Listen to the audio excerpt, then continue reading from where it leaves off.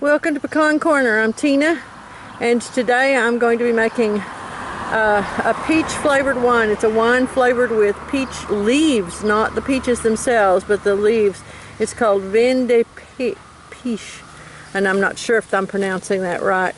I don't even drink, but I was looking around at things that I could do with peach leaves. It started with wanting to make a sourdough with peach leaves, which I'll do another video of that because I tried that and it worked great. But I also tried this using it as a flavoring for wine, and like I said, I don't drink, but it actually tastes very good to me, so I thought it might be a nice thing to do for gifts for Christmas. But since the peach leaves are out now, I'm gathering nice fresh looking ones that are not necessarily the newest one. My peach tree keeps putting on leaves all year, but the ones that are very close to new, they're still young and they're still nice and clean. And of course we've had rain in the past few days. See what a great crop of peaches we've got. I've got to bring some boards out here and prop up these limbs because it's going to be way too heavy with peaches before they ripen. I'm also going to cover it with some of my deer netting. I've got some left over from last year, and I'm going to use that as a bird netting to keep the squirrels and birds and the deer. The deer like to eat these peaches too from getting them. So, all right, I'll see you back in the house. Okay, I'm back. I've got so the way you make this is with the first batch that I made is with red wine. You can use any kind of a fruity red wine, and they say for these mixtures you can use cheap wine. So anything fruity will work just fine. I don't even remember what it was that I used here, but I'm sure it was something cheap. So this batch with the leaves in it has been steeping for about 10 days, and you shake it once a day. And what I'm going to do now is I'm going to filter it as I pour it up before I put it into bottles, and then I'll store it in the refrigerator until it's time to give it as gifts. I'm just using a coffee filter, and you don't really have to filter it because of the leaves. It's just that because it's cheap wine, it probably needs a little filtering. I didn't even realize that. I keep it on hand to cook with, and I used to buy those little bitty bottles, my son was here and he was showing me the dregs of stuff in the bottom of one that hadn't even been opened. So I said, I better start filtering this stuff if I'm going to make any gifts with it. I made some infused liqueurs at Christmas time, and they seem to be pretty well received. So like I said, I don't drink, but this actually tastes really good. Of course, it's sweet and tastes like peaches. It's amazing the way the flavor. It's an almond flavor that comes out just out of the leaves. And so now, while that's filtering out, I'll come back to that. Now I'm going to start. I'm going to start with a clean glass jar with a good top-fitting lid, because you have to shake or stir this stuff, but it's better to shake it once a day. I'm gonna let me get my sugar. Well, I've got sugar here. I'll just, there we go. Okay.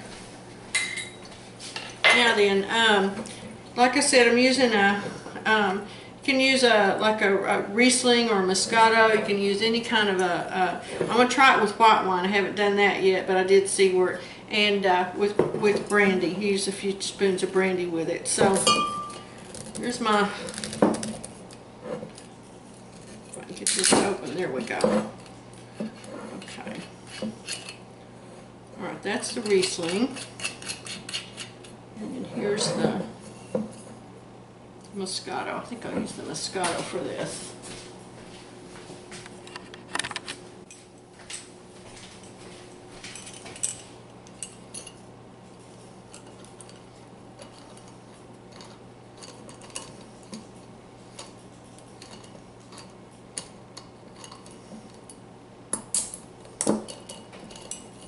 There we go.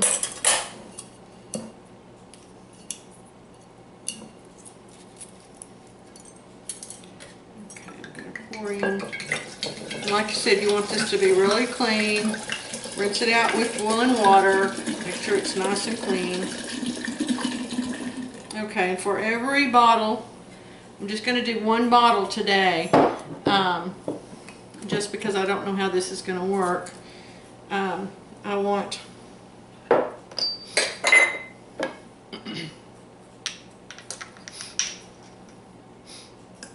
1, 2, 3, 4 tablespoons of sugar and 3 tablespoons of brandy.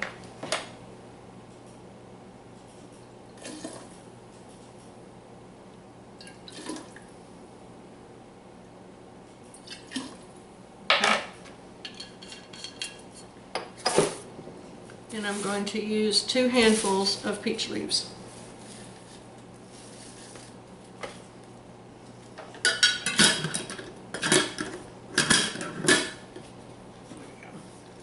I'm just going to shake it up. Now I'm going to put it in a dark place and I'm going to let it sit for a week to 10 days. And I'll just shake it once a day.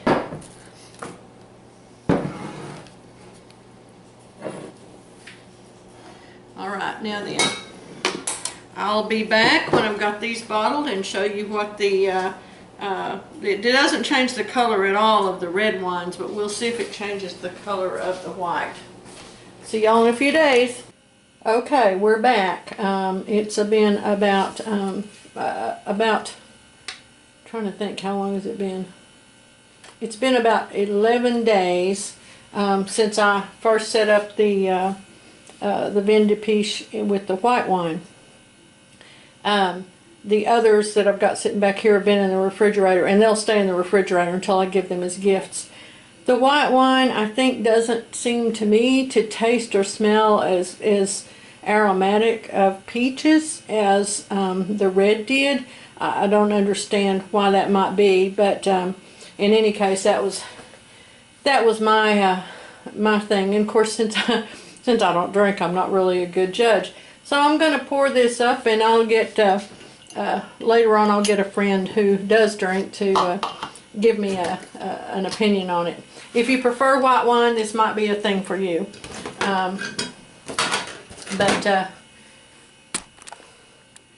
Here we go. Now I'm going to turn this off while I pour because I'm liable to make a mess. I'll be right back. See, I did sort of make a mess because I did pour it too fast to go through the funnel. So there's a full bottle. I want it as full as I can get it so that I don't have air in it if possible.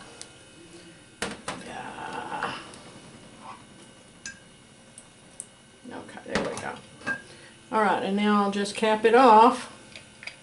And I'll put that in the refrigerator too. Alright, so there we go. There's our fortified vin de Peche for some Christmas gifts. Thanks a bunch.